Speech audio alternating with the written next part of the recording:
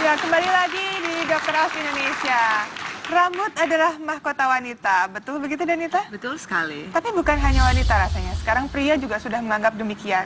Dan saya rasa ada Dokter Kevin di sini. Hai dok. Halo. Dokter juga pasti merasa demikian dong ya? Ya, betul. Buat pria itu juga memberikan kepercayaan diri tersendiri. Ya. Tapi apa yang terjadi jika seiring bertambahnya usia, atau misalnya akibat gangguan-gangguan kesehatan tertentu, mulai muncul kerontokan rambut yang bisa menyebabkan kebotakan permanen. Definisi rontok itu yang aman dan tidak berbahaya itu seberapa dokter? Ya, baik. Jadi rontok itu ada dua tipe. Satu itu rontok yang memang kita harus waspada. Satu itu rontok yang nggak berbahaya. Nah, saya akan bahas dulu rontok yang berbahaya. Yang mana nih? Yang red light kalau kita bilang. Yang harus waspada. Yang harus waspada. Terutama itu alasan nomor satu kenapa rontok itu namanya androgenetic alopecia. Jadi itu kerontokan yang diakibatkan oleh hormon. Biasanya itu laki-laki pasiennya. Tapi nggak menutup kemungkinan tuh perempuan juga ada yang rontok. Biasanya di keluarga ada juga yang rontok. Kakeknya, papanya yang rontok seperti itu, genetik. Yang kedua adalah alopecia areata. Alopecia areata itu biasanya kerontokan diakibatkan oleh penyakit autoimun. Jadi biasanya sel darah putih di badan kita yang biasanya itu di badan kita untuk menyerang bakteri, menyerang virus, menyerang patogen dari luar, mendeteksi folikel rambut sebagai benda asing. Oh, jadi dimakan sama dia? Betul, dimakan, dimatikan, menyebabkan kerontokan. Apa yang menyebabkan autoimun ini? Kita nggak tahu. Gitu. Tapi biasanya orang yang ada penyakit autoimun ini ada beberapa faktor pencetusnya, salah satunya stres, contohnya. Kalau stres mulai muncul rontok, Betul, itu harus waspada harus ya, waspada. Jadi jangan sepelekan stres. Ya. Di sini ada dua macam yang harus diperhatikan, yaitu rambut yang harus diwaspadai rontoknya dan yang tidak. Dan di sini sudah ada contohnya, jika kita mengalami kerontokan ya seperti ini, kemudian muncul Folikel-folikel baru, folikel seperti baru ini, seperti kecil-kecil. ini, maka ini tidak perlu dikhawatirkan. Karena setelah rontok, kemudian dia ada gantinya lagi. Dia akan tumbuh lagi menjadi rambut yang baru.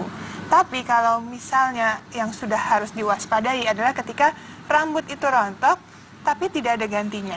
Akibatnya, ya botak terus. Nah, terjadi kebotakan seperti ini. Itu biasanya prosesnya berangsur-angsur. Bisa dalam waktu 3-5 bulan nggak sadar, oh tiba-tiba rambutnya tipis.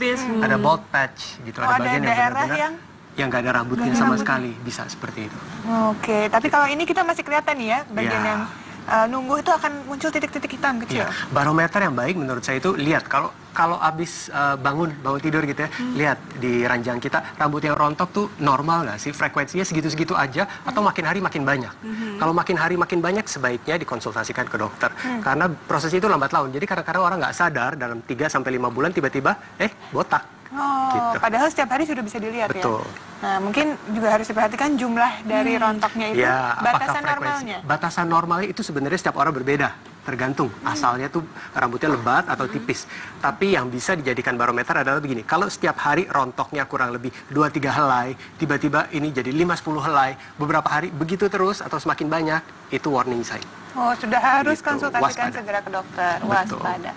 Tapi ini kita selain memperhatikan hal tersebut juga ada solusinya nih. Ya. Buat para pemirsa nih yang ingin secara tradisional merawat kesehatan rambut kita adalah dengan menggunakan Danita tahu apa ini? Kemiri. Tapi bukannya kemiri itu buat bikin hitam rambut ya, enggak ya? Bisa. Bisa. Bisa juga buat hitam ya, selain Buat mempersehat hitam ya. itu sebenarnya mitos. Oh gitu. Ya, jadi sebenarnya kemiri itu hazelnut ya. Hazelnut itu vitamin yang bagus untuk kulit.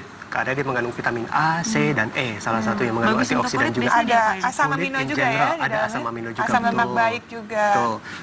Rambut, kepala, kulit kepala itu adalah salah satu bagian dari kulit. Oleh karena itu dia bisa menyehatkan kulit kepala. Jadi kepala yang tadinya mulai rontok akibat yang non fatal itu ya bisa tumbuh kembali. Nah, ini bisa sekali dipraktekkan ya untuk orang-orang yang sudah mulai merasa rambutnya kok udah ada yang rontok nih. Nah, ini tadi yang masih muda-muda sudah rontok karena patah hati nih, bisa digunakan ini nih.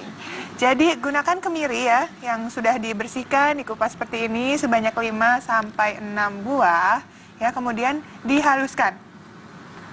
Dihaluskan bisa menggunakan blender ya, dicampur dengan sedikit air, kemudian diperas. Nah, air perasannya inilah yang kita ambil ya setelah didiamkan selama 24 jam, kemudian dimasak. Jadi dituang ke atas kompor ya. Kemudian kita tunggu sampai muncul minyak-minyak yang keluar dari perasan santan kemiri ini tadi. Nah, kalau sudah ada minyak-minyaknya, ini Donita bisa lihat ya, muncul yang kuning-kuning itu adalah minyaknya. Kemudian minyak itu yang kita ambil untuk kulit kepala kita. Rutinitasnya biasanya bisa dikerjakan seminggu sekali sebelum keramas. Jadi setelah diaplikasikan pun jangan ditinggalin. Gitu ditinggalin, misalnya setengah jam sampai 1 jam, Baru dicuci, cuci. dikeramas hingga bersih, lalu diulang. Menggunakan minggu shampoo? depan. Shampoo biasa. Oke, kita langsung praktekkan aja nih ya cara penggunaannya yang benar. Untuk membantu saya sudah ada Mbak Dia di sini. Kita panggil aja Mbak Dia, silakan. Kita akan mempraktekkan cara penggunaan kemiri. Udah pernah belum sebelumnya? Kebetulan belum pernah. Belum pernah ya? Iya. Nah, ini caranya adalah diletakkan di kulit kepala. Silakan duduk ya. Oke. Ini supaya tidak terkena baju ya. Kita tutup aja. Iya, ada banyak mitos sebenarnya. Banyak yang tanya ke saya, kalau hazelnut oil ini bisa untuk menghitamkan rambut atau tidak? Jawabannya adalah tidak. Sebenarnya tidak bisa. Bukan Tapi memang dia menghitamkan ya? bukan untuk menghitamkan. Tapi untuk menyehatkan. Betul, menyehatkan kulit kepala dan folikel rambut. Jadi kalau ada rambut yang rontok, bukan dikarenakan oleh penyakit-penyakit yang disebutkan tadi, bisa membantu. Jadi folikel yang tubuh itu bisa lebih padat, lebih lebat, sehingga rambut pun bisa berkilau kembali. Nah, ini juga bisa melembutkan kulit kepala nih. Betul, ya. betul. Jadi baik untuk kesehatan kulit kepala, menutrisi rambut. Jadi supaya rambutnya juga nggak kering, ini juga bagus banget nih untuk Ya. menutrisi. Penting. Jadi nggak masalah dipraktekin setiap hari di rumah pun nggak Betul, masalah. setiap ya? hari mungkin rada ribet ya, Iya, mengerjakan iya, tiap iya. hari. Karena kan harus ditinggalin setengah jam cuci. Ya. Yang penting harus dijaga adalah selain jangan pakai minyak yang panas tadi, adalah jangan terlalu digosok-gosok. Jadi cukup ditekan-tekan ringan seperti ini betul. ya. Seperti yang dokter Esa kerjakan sekarang, Ya. dipijit-pijit halus. Pijit-pijit halus. Karena kalau digosok terlalu keras itu juga bisa menjadi salah satu alasan kerontokan rambut. Oke.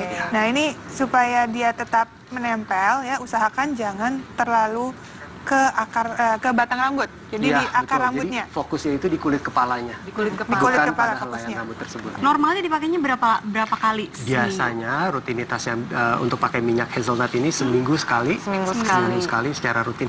Dan nggak bisa, bukan instan ya. Jadi harus perlahan-lahan. Biasanya kemajuan bisa dilihat setelah 3 sampai 5 bulan. 3 sampai 5 Iya, bulan. lumayan betul, lama rambut. juga Umur ya. rambut pun juga lama Betul, soalnya, karena siklus, paling tidak betul, 6 dokter minggu. Resa, betul. Betul ya? Ya. Baik, terima kasih banyak Dr. Kevin Sama-sama, terima atas kasih. informasinya.